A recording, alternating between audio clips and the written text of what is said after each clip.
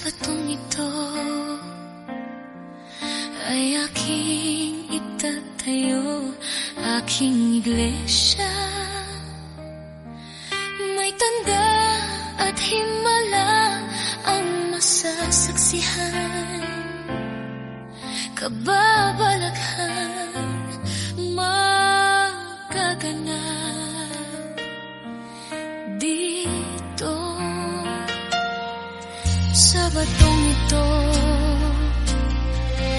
isisilang ang totoo kong iglesia.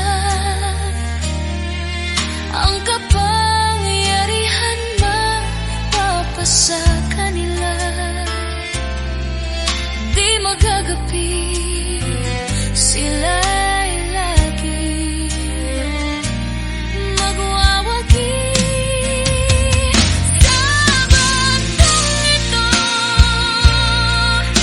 itatayo ko ang tunay na iglesia ko. Kahit pa ang pinto ng Hades ay mabibigo laban sa kanila,